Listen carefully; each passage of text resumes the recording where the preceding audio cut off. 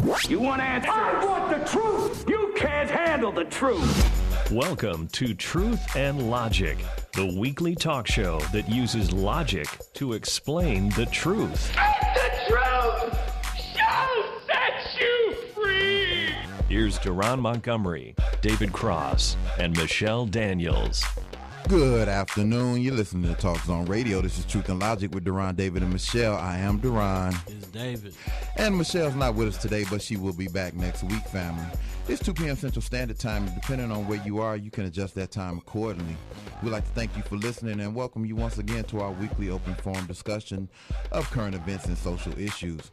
As always, we are live, family, and the phone lines are open. We can be reached at 888-GO-FOR IT. That's 888-463-6748. Before we get it started, as always, the thoughts and views expressed on Truth and Logic are those of its hosts and do not reflect the thoughts and views of Talk Zone Radio, Syndication LLC, Networks LLC, or any of its subsidiaries and or affiliates. Having said that, today what we are going to do is we're going to jump into the third of the forbidden topics, which is religion. So, having said that, David, why don't you kick it off and tell us what's on your mind? Well, first off, if anybody that's watching us live, you can see DaRon is ready for this Batman show, Batman versus Superman. Y'all don't know me. Y'all don't know me. But like we said, it's the third of the forbidden topics, and we the unpolitically correct show. So, religion is one that, man, you got a bunch of different religions out here. Wars are fought over two things. That's money and religion. Two things that you would have. Every war was based off money or religion. Money/power. Well, yeah, but if you got money, you got power. Do you? Name one poor person that have power. Okay. All right. So, but do all people with money have power? No, not all people got. Well, they got some type of power. Yeah, okay. Because if you got money, look at Donald Trump. I mean, no, let's not look at Donald Trump. Man got money, and he's showing his power. Dig that. Now, if Donald Trump was broke doing the same thing, wouldn't nobody look at him? Right. So, but with religion, see, we got a lot of these fake prophets out here, fake pastors. The one, you got Klepto Dollar. Wow. This man need a $5 million jet to get around. But you got people that can't afford to pay their light bill, their gas bill, that's struggling. But you want people to donate money for you to buy this jet. Okay. Last time I looked, the Pope ain't riding in no $5 million jet. He might be a little more famous than Klepto. Well, and don't know if you know this, the black female pastor, the one with her breast out, and she say she giving the scripture straight from the stripper pole. Yeah, I'm not familiar with her. Yeah. Okay. I want to say she's in North Carolina. Wow. And so you saying we got to do a show from North Cackalack? And I've seen this a while back, and it's her and her husband. Okay. And she says she's doing a show straight from the stripper pole, and I mean, not only do you see the areola, you actually see nipple. What? Yes. And she's giving I've watched it, and I'm gonna be honest with you, I can't tell you what she talked about. I'm gonna have to look this up. I'm like for real though. I'm sorry, Mama, in advance. I gotta look. This is research. This for research purposes only. They got a picture of her and her husband right there, and that's how she do her sermons from the kitchen table. She do it from the kitchen table. Supposedly, I was trying to find out. They say she has a church and she has a lot of men followers. Okay. Well, the reason you got a lot of men followers is because you showing just about everything. Hello. So you being a pastor, what does your breast have to do with you giving the word? Because you have followers. You looking for DNA. You got a husband, so you're getting the D. Right. Now you look for this attention. Okay. Which everybody was giving her attention because I'm surprised you never heard of him. I'm sleeping on that, but I'm about to wake up though. When I first heard the story, it was circulating. It was about maybe a year or two ago, and I mean it circulated hard. But everybody, like I said, everybody that I know that have seen the story can't tell you a word she was said other than in the beginning when she said she give the scripture straight from the stripper pole. Okay.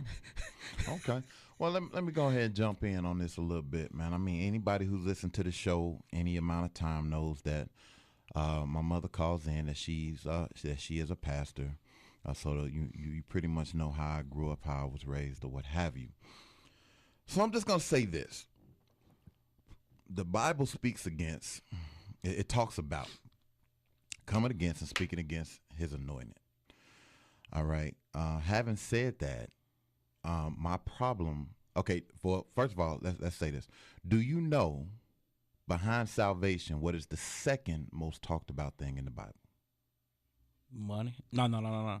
Yeah, money. Yeah, money. So I don't have a problem when ministers talk about money. My problem comes in when that's all you talk about. Right. When that's all you talk about. Now I don't know Creflo Dollar. I've never met the man, never talked to the man. I will.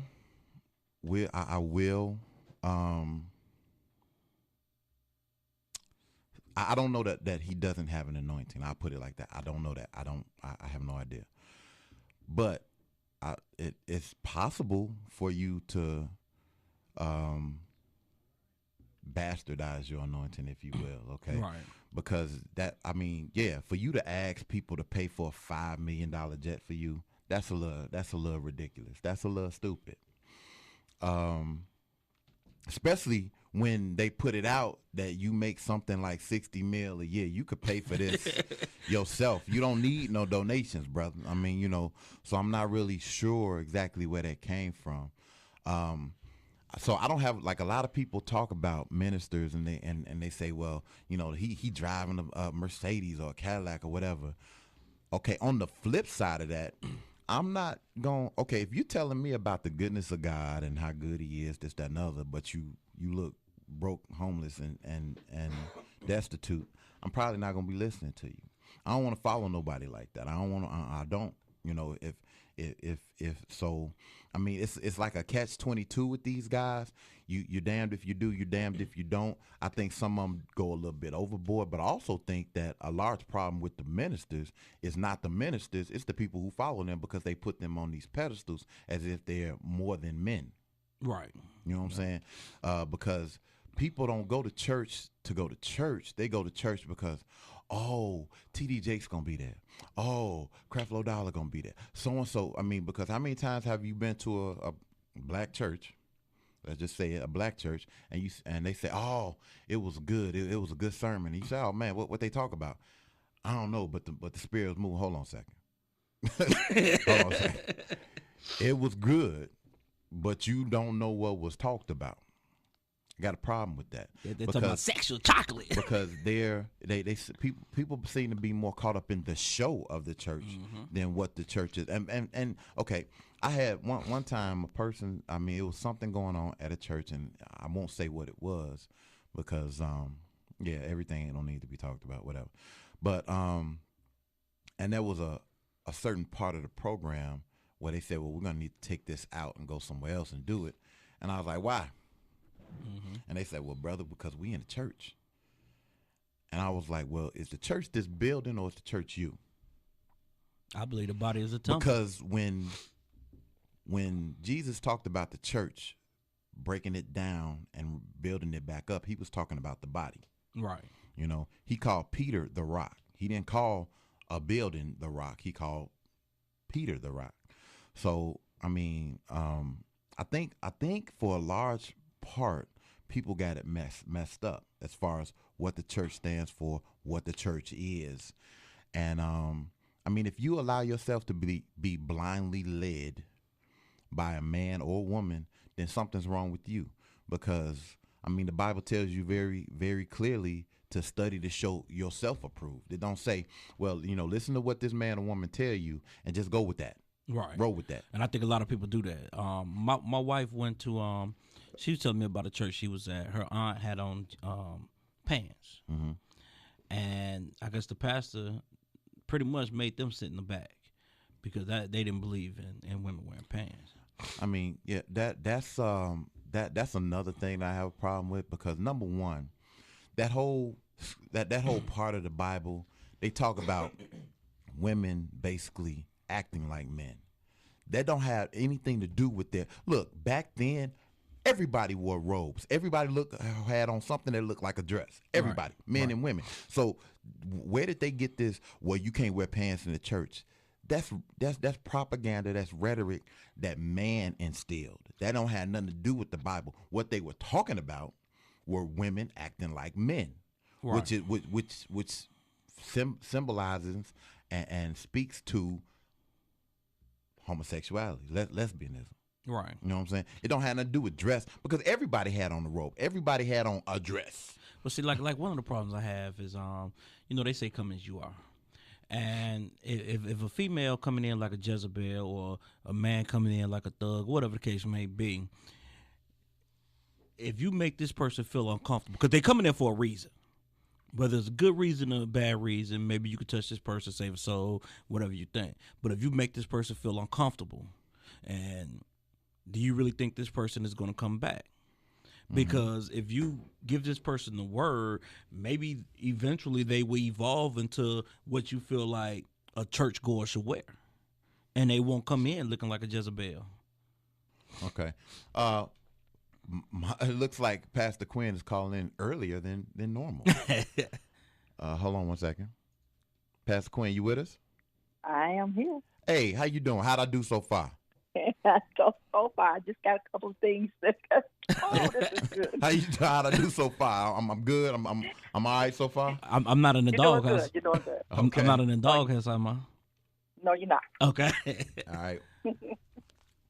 A lot of people, unfortunately, are prostituting the ways of the church for lucrative gain. Okay. And I want to explain about Jezebel. Jezebel really is not a person; it's a spirit. Right. Okay. They relegated it to a woman, but it really isn't. Jezebel is a spirit of manipulation and control. Okay. Now, when we talk about come as you are, you cannot turn a person away if they used to be a gangbanger, a drug dealer, a streetwalker, whatever, because of the clothes that they wear, because that may be all that they have. Exactly. Right. But once you get them in and feed them, it's like teaching a man to fish. You can teach him, you can give him the fish, but if you teach him how to fish, he'll be able to eat for the rest of his life. Right. But when you get a newbie, a new convert in the church, you can't turn them away because of what they have on, because that may be all they have.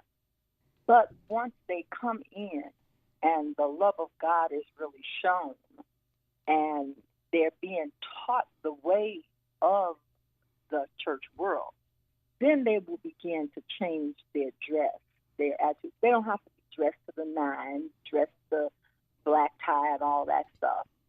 But that's the way a lot of us were raised. You couldn't wear pants in the church. Well, God wants your soul, not your clothes. The same thing with people who are going around. There are some people you can't call and ask them to come speak at your church. They won't leave home for under $5,000, and that's just to leave their house. Well, then you can stay home.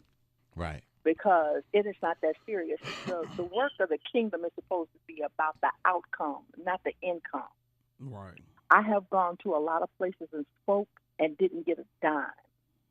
But the outcome of the message is what paid me.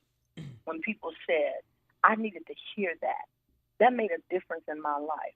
When I go someplace and haven't seen somebody in a long time, and they grab me and hug me and even come break into tears because they say that what I did for them years ago made such a difference in their life. I have no clue how much it made a difference in their life. That's a payment to me. Right. Right. You know, and all these people that say, oh, well, I'm not, we go to conferences, we have retreats. Oh, well, I'm not going to hear that person because I don't know who that is. But that's the person that God is probably going to use to to minister to you what you're going through right now. But because they don't have a name that's up in lights or it's on television, then you can't hear what they have to say? I think not. These preachers that don't allow women in the pulpit, and I have been, even recently, in churches where I have to stand down on the floor at a podium because I can't walk up into the pulpit because of tradition and religion. A lot of people have not been delivered from that. Right. But it's not going to stop me from delivering the message that God gave me. I don't care where I stand. I can stand outside the door and evangelize. I can evangelize in the bathroom, wherever. He put it in my mouth. It's going to come out. Right. So, you know, a lot of people get hung up. Oh, well, you shouldn't go over there because they don't accept women. I had somebody ask me, did they receive me? We were in St. Louis at my husband's cousin's homegoing service this past weekend, and somebody asked me, "Well, did they receive you? Did they offer? Did they invite you to the pulpit?" I wasn't even worried about that. There was no one in the pulpit. There were some other pastors there that were men that wasn't in the pulpit. It doesn't bother me because when I come to a place, I don't come to be seen. I know a lot of people that walk in the door of a church, and they want people to make over them. So that there's a commotion in the back. Everybody wants to turn around and see who's coming in. Right. I can sit in the back. You don't have to call me to the front. You don't have to call me to the pulpit. God didn't call me to a pulpit ministry necessarily. I was called to a ministry to meet people where they are. So when people see me in jogging suits or sweatpants or sweatshirt or whatever, and they want to be like, I thought you was a minister. Wearing certain garments or sitting on the front row or up in the pulpit does not anymore make me a minister or a pastor than sitting in the garage makes me a car. You know, Pastor Quinn, I remember a few years back, one good friend of mine, we had to bury his daughter. And, you know, it was already tough seeing a casket that small because I don't even think she made it to a year. And the pastor got up and he gave his sermon, younger guy, full of energy. And I'm like, okay, this he's real good. Mm-hmm. But what turned me away from him is when he started bashing other pastors, other religions. And I spoke with him afterwards, and he was asking, how did you like the sermon? I told him the sermon was good, but you turned me off when you started bashing other people. Mm-hmm. And how many other people felt that way? You know what? I spoke to my brother and a good friend of mine, and they were saying, yeah, you know, we might be able to go to his church, and I just said I would never go to his church because you sitting up here, you're bashing somebody else. And I'm not going to say I read the Bible like I'm supposed to, but I do know in the Bible it says he who without sin should cast the first stone. So you being a pastor and you casting stone at other religions and other pastors, are you saying you without sin? Right. And see, when you have to base your sermon off of the back of somebody else by using or tearing down somebody else, that's really not a sermon. That's a personal opinion that you using to bring across the pulpit as an excuse of a sermon. You see, the message is supposed to come out of the Bible and be exegeted or expounded upon according to biblical principles. Mm-hmm. Right. If I do a message on leadership, I'm not tearing down individual people. I'm telling you the things that need to be done as a leader. Leaders are supposed to do this, this, and this for their people. Leaders are supposed to do this. They're supposed to be an example. I can't lead you if I'm not training you to be a leader because I'm supposed to clone myself, so to speak, in the leadership of the church. And that's the problem with the church now. It's too much competition and jealousy going on in the church. My anointing is better than yours. I can preach better than you. I can lay hands on people, and instead of laying hands on people, you actually knocking them out because if the Spirit of God is really moving, I can stand in front of you, and if the power of God is that strong, I don't have to touch you. You'll fall out just because. Right. But, it's not about a competition. The Bible says, he that winneth souls is wise. If I'm competing with you, I'm not concerned about the souls of God's people. I'm competing, trying to see if I can be better than you. I'm trying to see what am I going to do next? What strategy or what game am I going to play next to try to bring people to come to my church? Right. I'm getting ready to have a revival. The theme is use me for your glory, Lord. It's revive us for your glory. If God's not getting the glory out of what you're doing, then it's all for naught. Right. Because I'm not trying to impress you. I want to please God, but I want my light, I want my message to draw you. The scripture in Matthew says that let your light so shine before men that it may glorify the Father which is in heaven. So if what I'm doing is not bringing glory to him, I need to go someplace and sit down and study some more. Right. Right. But too many people are caught up in the glitz and glamour of all of these mega churches. But see, all of these mega churches, people trying to get mega churches. You don't even have a mega mindset. You don't have the mindset to deal with or to be a good steward over what God has already given you. So how you think he's going to bless you with more when you're not showing him that you're faithful over what he's already given you? I had people to ask me, my church is 75th and Luella, for those who are familiar with the city. And it's literally, quote unquote, a storefront. Yeah. DaRon can tell you. Yeah. You walk in the door, boom, there you are. Right there. Everything. People like one-stop shopping. People are like, are you sure God called you over here? This church is so small. You came from, the church I was at it was big, but it wasn't that big. Right. But the Bible tells us to despise not small beginnings. First of all, I didn't call myself to nowhere. I went where God sent me. Right. And if this is where God sent me, he sent me there for a reason.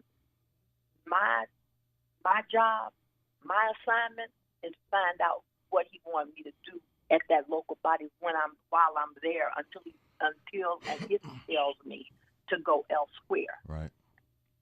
But it has nothing to do with the size of the church. It's where's your heart. It's what is your mindset. It's what is your assignment. And are you walking in the path and following what God has called you to do? And how well are you going to do on your assignment? I plan to pass every assignment that he gives me. I know that's right. So, it has nothing to do with the people. And sometimes on Sunday morning, we have 5 people in church. But you know what? We have some of the best services. We have some praise and worship out of this world, and the message go forth, and the people get blessed. And that's what it's all about. Ain't it though? You got a minute, or do you need to go? I got a minute. You got a minute? I'm So check this out. This is like, because we didn't sail right through the first break for those of you all listening live who ain't figured it out. And but here we go. So you get a lot of people that get hung up with religion and color, right? Mm-hmm. Mm-hmm. And they want to go to the whole, well, that's the white man's religion and all this. Okay. Well, first of all, I'm not going to base my eternity on what if. Right. Okay. The what if part of it is, okay, if I choose to live this life and to follow what the Bible talks about and we get to the end and there's nothing, I haven't lost anything. I haven't lost nothing. It is what it is. Mm. But if I get to the end and there's something to answer for and I've chosen not to because it's the white man's religion, man, well, I'm going to have a whole eternity to think about that. You know what I'm saying? I'm gonna have a whole eternity to think about that. It was a guy that was in the Navy with me. He pretty much said the same thing you said, because we had an atheist, and this guy, I think he was Catholic, and he was like, "You praying to this God? There's no God." And he pretty much said the same thing. He said, "You know what? Here's the problem. If you're right, and at the end of the day, there's nothing, I didn't lose anything. I ain't lose nothing. But if I'm right, you lose everything. You lose everything. Yeah. So like, you know, for people who want to get into that whole black and white aspect of it, I simply say this. Every landmark in the Bible is situated on the African continent. If the Bible was so whitewashed, you think they wouldn't have took that out? Yeah. Right. There are Look more. at the description of Jesus. Right. Well, you have the description of Jesus, but there were a couple other descriptions, and I didn't write them down. Shame on me. I think it was Ruth. One of the women that they described in the Bible, basically from the description, she was black as hell. You know? Backspy. Right. So it's like, you know, there are multiple descriptions of multiple people that are black. Now you say, well, then they say, well, King James wrote the Bible. Well, first of all, let's be clear. King James did not write the Bible. King James authorized the transcription of the scrolls into what we now call the Bible. Right. Okay? Right. He used the top poets of that day, and at that time, the top poet, there was no one better than him, was Shakespeare. Shakespeare is given credit with transcribing over 60% of the Bible. Now, we've already determined and we've already talked about that Shakespeare was basically what was the equivalent of a functioning illiterate in today's society. He had like a third grade education or whatever. And it's already talked about that there was a woman by the name of Amelia Bassano who was given credit with writing most, if not all, of his plays, short stories, and poems. So where did the black I mean, for those people who say that it's the white man's religion, you had a black woman transcribing the Bible for Shakespeare and there's no proof that she did it, but I will simply say this. If she did, if he went to her for his plays, why would he then not go to her once the king asked him to do this? Why would he then not go to her and say, look, I need you to do this too? Right. Exactly. Okay. So you have her transcribing the Bible and proof positive that it was whoever Shakespeare had written. So whether it was Shakespeare or Amelia, if you ever look at the story of David and Bathsheba, when he committed adultery with Bathsheba and sent her husband off to war to get killed, and then the prophet came and told David that his house would be cursed. That's the same story, almost verbatim, of Oedipus Rex, if you've ever read it. That is the same story. So now, okay, but you took a little bunny trail. But again, to say that, you don't have a white man's religion. Now, what you have is, did white people use the Bible to control the slaves back in the day? Yes, they did. That was on us because we couldn't read, and those of us who could read did not study to show yourself approved. And once we did become able to read, once we did become educated, we never steered away from that. Right. So what you have is a lot of people who are teaching you from what they've been taught, and they're not taking it any further. Right. I mean, because I was always taught, you know, someone gives you, I mean, people say, what do people always say about money? When they want to talk about preachers talking about money, they always say, well, money's the root of all evil. Money is not the root of all evil. It says that the love of money is the root of all evil. Because the Bible also says that money answers all things.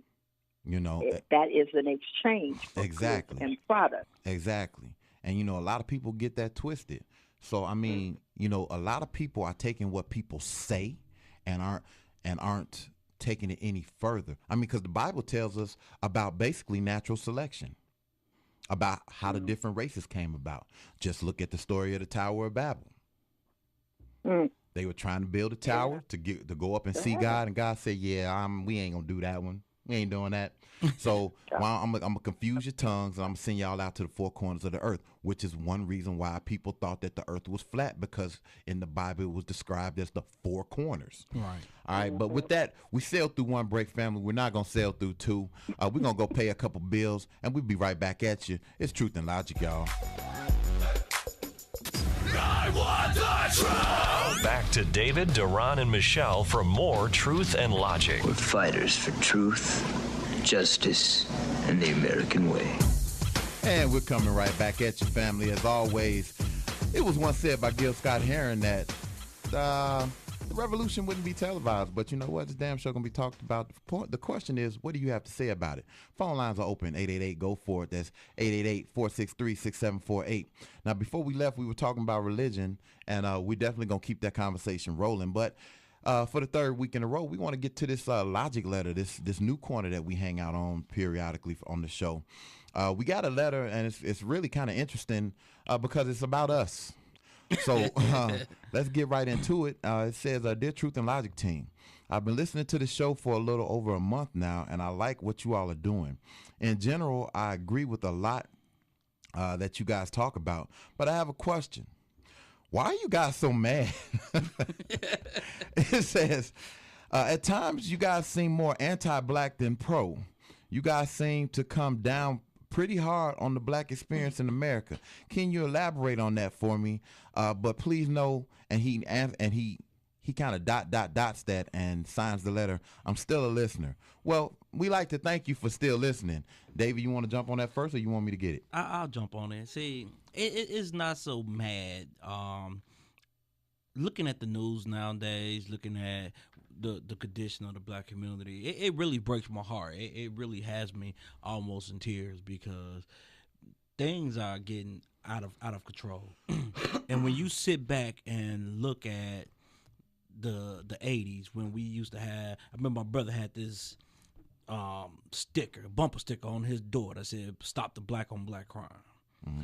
And everybody been catered to. Everybody been, touched on with mittens, because we don't want to start any fires. Nothing changed. So it got to the point to where you just got sick and tired. That's almost like somebody pushing that button. You don't say anything, and then you eventually just explode. Mm. So I realize now, instead of trying to work around people, try not to hurt their feelings. Like we've said before, if you're getting upset at what we're saying, then chances are we're probably talking about you. If we're making you uncomfortable, then we're doing our job. Exactly, because this is getting worse as you look at it. I don't know if anybody's seen the story of the young lady, if that's what we want to call her, in Detroit. Pulled the gun from her crotch, shot into a car at a gas station. That was Detroit. That wasn't here. No, that was Detroit. Okay, cool. That was yeah. That video definitely went viral real quick. And but we sit up here, we talk about what the white man doing this. Take the white man out of this. We're doing more harm in our own community than a white man could ever dream of. We are the reason that the KKK don't even have to go out. We pretty much put them out. They don't march no more. We pretty much put them out of business because I'm pretty sure you remember the letter back in the 90s KKK sent out. Thanks for doing our job. Mm-hmm. We don't have to do it anymore. Mm-hmm. So yeah, it was highlighted on a Public Enemy CD. Yeah. So stuff like that, hey, I don't know about you or anybody else, but it irritates me. Well, I'm gonna say this, man. Let me go ahead and jump on this. At first, while I was reading the letter, and then while you were talking, while I was reading the letter, first I was like, well, I ain't mad, and I'm not mad because I believe that dogs get mad, people get angry or upset, but I am pissed off. Right. I mean, at first I wasn't gonna own that, but I am a little pissed off. What am I pissed off about? I'm pissed off about black people being less than. Mm-hmm. I'm pissed off about black people calling themselves kings and queens, but they acting like, and they run around here like court jesters and paupers. I'm pissed off about the same things that brought us together in the 50s and 60s that allowed us to come together are the same things that's breaking us apart right now. I'm pissed off about the same. People talk about, well, there ain't no jobs. Well, guess what? When the slaves were first free, people wasn't rushing to give them jobs. But what did they do? They went and found a niche and carved a niche. And some of the first black millionaires were former slaves. So I mean, I'm pissed off with all of the excuses. You know, because there are too many. Everybody wants to talk about Black Lives Matter. Okay, let's talk about Black Lives Matter. Since the first of the year, we've had over 130 violent deaths, of which only one was attributed to the police shooting us. But what we're not talking about Black Lives Matter right now, because that's just Chicago. Just that, right? That's just Chicago. That doesn't include anywhere else. Well, obviously Detroit, they shoot motherfuckers, but that doesn't include it. That doesn't include anywhere else. Over 500 shootings. We are on pace to have a record amount of fatalities in the city of Chicago, and ain't nobody saying shit. I mean, I'm not understanding it. And we haven't even hit spring. And right, and it hasn't even thawed out. You know, we haven't even hit spring and summer where it really gets cracking around here.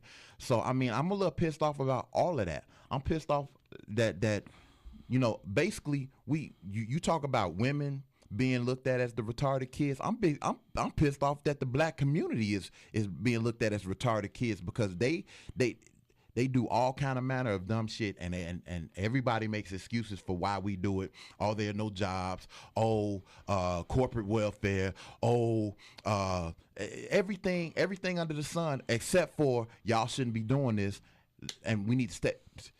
The gun violence is up. Police stop and frisks are down, and nobody wants to relate that. Like I told you, I was told. Oh, well, I don't see any correlation with that. Really? Nobody wants to relate that. I mean, so yeah, I'm a little pissed off. So I'm a little pissed off that if I go anywhere and I see a group of black people that's my color, people I should be able to relate to, that you even got in the thought of your head that some bullshit might happen and you might get robbed. Yeah. And anybody say, when I was I used to mess around with a chick. I used to call her misdemeanor, because I just felt it was a crime to be that dumb. But that's another story. You stupid.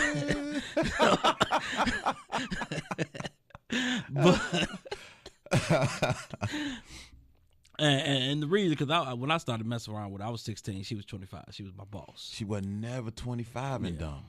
So, but we went to the mall one day, and we saw a group of like 4 black guys. And I did the head nod. They did the head nod. She clutched her purse. And she was like, "You know them?" "No, I don't know them." I saw them. I nodded. She said, "Okay, they look like gangbangers." And I'm looking like, you know, why, you know, they black, we black. You know, what's the problem?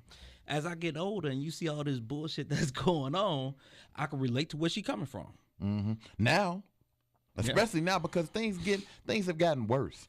I mean, you look at in the 60s and 70s, cats were knuckling up, right? In the 80s, they were still knuckling up, because I came up in the 80s, and I'm kind of nice with these things, thanks to the era I grew up in. You get these 90s babies, they don't know how to fight. If you give them a gun, they gangsta as hell. But you tell them, you know, we got to throw these hands. All of a sudden, hey, man, I'm gonna see you. I'm gonna come back and whatever, dude. They get their ass whooped. All of a sudden, pretty much. They got to go get their boy. Right. The one thing I can't stand is when 5 people jump one person. Man, we whooped his ass. We whooped his ass. You should. You should. If one person beat 5, all of y'all, dog. Just go ahead, kill yourself. Just go ahead, kill yourself. But I don't get this new generation. I don't get these 90 babies. I don't get them. I don't understand them. I mean, I got a couple of them that come from my house. You know what I'm saying? I mean, I got 2 sons. They got a lot of they don't realize they got a lot of 80s ways, a lot of 70s, 80s ways, because my sons are dangerous with their hands. Let me tell you. And they should be. Are dangerous with their hands. But you know the only bad thing about it nowadays, even if you're dangerous with your hand, you beat the hell out of somebody. They gonna come back and shoot. Then Jamarquavius want to come with his gun. They definitely gonna come back and shoot. You know. And don't disrespect the female. Oh, did you see this though? It was man. I should have forwarded it to you, because see, I know you like the sky with the internet for stuff. So it was like 4 black guys that did a drive-by shooting. They found 3 of them, couldn't find the 4th one, and the one dude was like, "Well, the 4th one was my little brother. He 12." Really? Wow. But hold on. That wasn't the truth. The reason why he threw that out there, because his brother's 12, he can't be tried as an adult. Really? That's what we doing?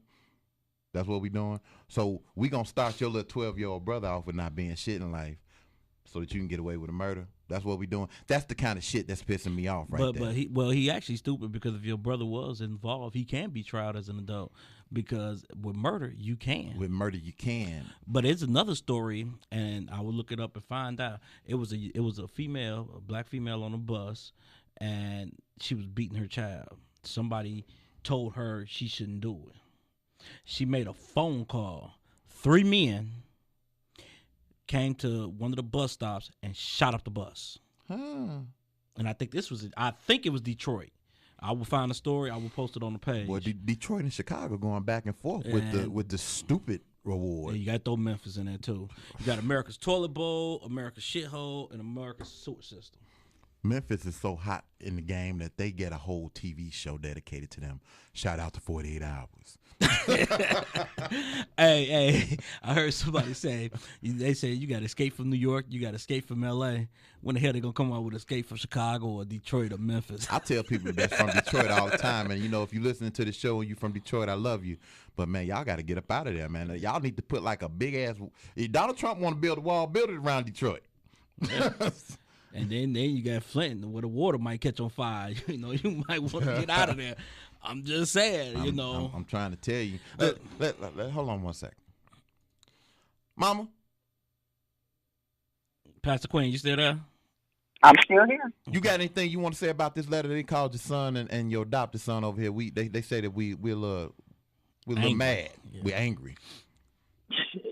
Yeah, sometimes it sounds like that, but I understand where you're coming from, because I feel the same kind of way, but I just don't articulate it in the same manner. Exactly.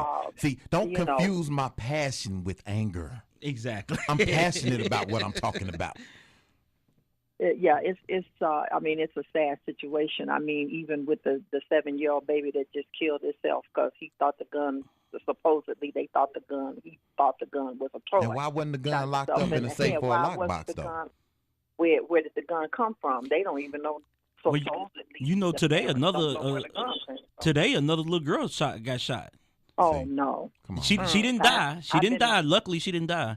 But a little girl got shot today. Same scenario. Nobody know where the gun came from. Of course, they don't know where it came from. That's my problem. Because it came from Ray Nook them at $200. Under the table. Yeah. How do you get a gun in your house and you don't know it's there? That's my problem. They know it. They know it's there. Nothing could come in my house. Nothing could come in my house that I didn't know how I got there. DaRon will tell you his friends tried to talk some crazy stuff to him back in the day when he was in high school. Man, I ain't bringing nothing up in my mama's house, and she didn't buy it, and she knows she didn't give me no money to buy it. Yeah. You can't walk up in my house with nothing, and I don't know got it. We see nowadays people don't ask their kids questions. I know it's a different generation. They don't ask their kids questions, and too much is going on. But see, that's why you got Columbines and stuff like that, because people ain't asking questions. Your child can go up in the room, stay in the room all day, all night, and you don't ask no questions. Let me tell you something, man. My mama wasn't no just hiding out in your room, and you could be in your room, but that door better be open. You know what I'm saying? And like and I ask questions. And I tease my wife and say that she a part-time CIA agent, but ain't nothing going on in my house that my wife don't know about, and that includes me, and I'm grown. I'm like, who the hell are you talking to? I'm grown. I mean, but you know what? Too many people are not asking questions, and that's why these kids are flipping out. Well, before we go to the next break, I called my wife the warden, because she definitely knows what's going on in the walls. And so, and we about to hit this this third and final break for the day, family. It's Truth and Logic, y'all. Let's go pay these bills.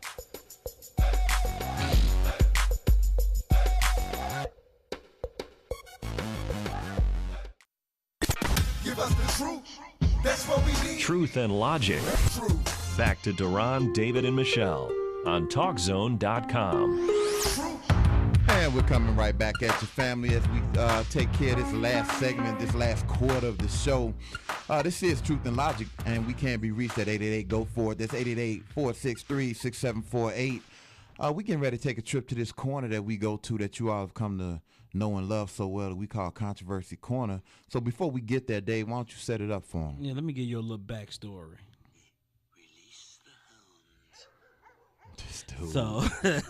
So it's in North Texas. White guy. He 12-year-old daughter was taking inappropriate had inappropriate text messages. So we all know what that means. Mm-hmm. He took the phone away from the daughter. The mother had the father arrested for theft. The court system actually gave this man a $15,000 bond, which he had to pay $1,500 to get out at the time, saying that he stole his daughter's phone. This went on for about 3 years. Now she's 15. The judge saw so much bullshit in this story, he ordered the jury to find this man not guilty. When did the judge order the jury to find a man not guilty? Right. So throughout this story, they interviewed the mother. The mother said, well, it's just the principle. How am I supposed to teach my daughter on taking something that's not theirs, and I don't do anything about it? The reporter said, even the father? She said, even the father. So now Here we go. it doesn't matter what race you are. Men, we are losing a battle because okay, just like we talked about this story with the Detroit woman gas station, right. She shooting up people. Can anybody tell me her name? No. Female, they don't put out the name. But if a woman says you raped her, whether it's true or false, your name will get plastered. If you owe a month of back child support and they put you to jail, your name will get put out there. Yeah. As females, if a female do anything, the first thing they want to look into is, well, what's going on with her? What mental state was she in? A man could do the same thing. They want to put him behind bars. They want to lock him up. They want to throw away the key. Do anybody see anything wrong with that? We're losing. Female kills kid. What is she going through mentally? Man, matter of fact, it was a female that she was mentally retarded, and she was pushing her kid on a swing, a dead son on a swing, for 3 days. What? Guess how much jail time she got? And what, she get probation? Less than a man that's owed back child support. Stop. I mean, and then okay, she's retarded. The mother's retarded. Retarded female has retarded female, which has slow kid. Retarded female kills slow kid. Retarded mother says retarded female need meds to take care of slow kid, but the retarded female didn't want to take meds. Now slow kid dead, so retarded female moved back in retarded mother so they could have more slow kids. Did I break that shit down right? So now we're gonna talk about the snail family because they all slow as hell.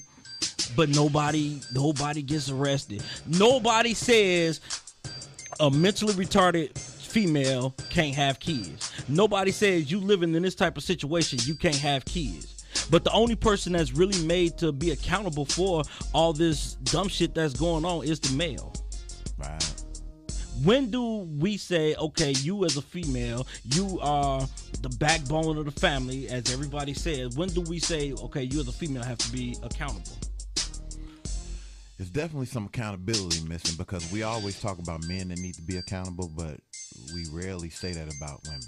Because a lot of people feel like you got a lot of women, and it's not all women. I'm not bashing all women, but you do have some women that say I could count. I got accountability. 1, 2, 3, 4, 5, 5, 4, 3, 2, 1. See, I got the ability to count. You know, just like the female about a year or two ago, she tried to drive 4 kids plus an arm baby into the middle of the Atlantic Ocean. 5 men jumped in and saved all them kids. She walked away. The first thing that they said was she was in an abused relationship. So that's her out. They already came with her out. But if you drove away and made it all the way to the Atlantic Ocean, therefore you made it away from the abused man, therefore you were away from that situation. You could have kept driving on land. Exactly. But you decide you want to take your kid's life away because the female jumped out so all the kids could drown. Oh, she jumped out the car. Yes, she jumped out the car. The men jumped in the car to save these kids. Okay. Okay, but she was in an abusive relationship. That's That was the what she reason said. why okay. So if you kill kids, you get 9 times out of 10, man gonna find you still in an abusive relationship. If you're gonna do it, take the kids away, drive yourself into the Atlantic Ocean, and free the world of your stupidity. Right. I'm just saying, it might sound harsh, but I just don't. Why we gotta try to kill 5 kids? We could just kill 1 chick. Exactly. Exactly. And see, people get mad about what I say. But now, second part of this rant. I'm not gonna put anybody's name out there because I don't want you to try to gain any type of popularity off of us. Put your own name out. But we're gonna talk about friendships. We got a lot of people that got friendships way fucked up. Because you being a friend don't mean you talking behind my back. Dig that. Don't mean that you talking all this crazy shit. If we boys, we boys. Plenty of times, DaRon be like, hey, D, I got you. Plenty of times I done told DaRon I got him. Same thing with Michelle. People get this friendship, well, what you could do for me. And then you go talk behind my back. I'm tell you, I say I'm brutally honest. Because what I say behind your back, I don't have a problem with saying it to your face. I swear to God. So maybe that's why my friendships is my friends are not that big circle that a lot of you all got. My circle is very small, and It's I'm good with very that. I'm small. okay with that. Because I got people that I could trust and I got people that I could be cordial with. So the people that want to talk behind my back, that's fine. But I know one thing you probably never said to my face. Dig that. So in other words, you probably one of them people that like to sit down when they pee. Exactly. So with that being said, Whoo! That's a good way to end the show right there, big baby. I know. You got any closing remarks on Let's this? see if Pastor Quinn got any Let's closing see if remarks. she got any closing. Pastor Quinn, Yes. you got any You got any closing remarks for this fire show that you was part of today? It's been a wonderful show, and I really appreciate it. And everybody should be held accountable for their actions, regardless of what, postpartum depression or whatever. Right. Male and female, there should not be one law that's fit for some and not for others. So just keep doing what you guys doing. I love you all, and I miss Michelle today. Yeah, she'll be back next week. She had to go to some training. You know. Okay, Yeah. so I said hello. I will All definitely right. let her Good. know. All right, we will. Love you back. Okay. All right. All right. What you got for him, fam? Well, closing remarks, as far as religion goes, the body is a temple. We all walking in church. That building that you go into is just another stepping stone to help you get where you need to be, help you groom your temple into what it should be. Mm-hmm. And if the person that's delivering a message, if you don't feel that message, you have 1,000,001 churches out here. Find the one that best suits you. It doesn't matter what religion you are in. One of the lines from Minister Society, if if Muhammad makes him a better person, then so be it. Yeah, right. I mean, like my father told me, he do believe in the higher being. He ain't the most religious person, but he believe in the good of all. Mm-hmm. And that's how I am. I believe in the good of all. I do believe in God, but I do believe in the good of all. And if you live righteously, I believe that you will make it through the pearly gates. I'm just gonna say this. Don't get hung up on the building. The building is simply for the assembling of the saints, in which the Bible describes as there's power where 2 or more are assembled in my name. So don't get caught up in the building. Do not get caught up in the man, because the man is just that. He's a man. And sometimes that flesh thing that we talk about is very strong. Don't get caught up in color, because religion, much like music, rhetoric, what have you, has no color. It is what it is. Because God is God and he has no color. And don't have your eternity based on something as little or as finite as color or a building or a man. And with that, we're going to simply say this, family. We're on a 6-day, 23-hour break. And as always, live life as if you're going to die tomorrow. But take the time to learn as if you're going to live forever. Develop an opinion, think about it, and remember, everything that's black and white, it's not always black and white. So until next week, I'm DaRon. This is David, your truth versus my logic. And Michelle will be back. And as always, it's truth and logic, y'all. We out of here.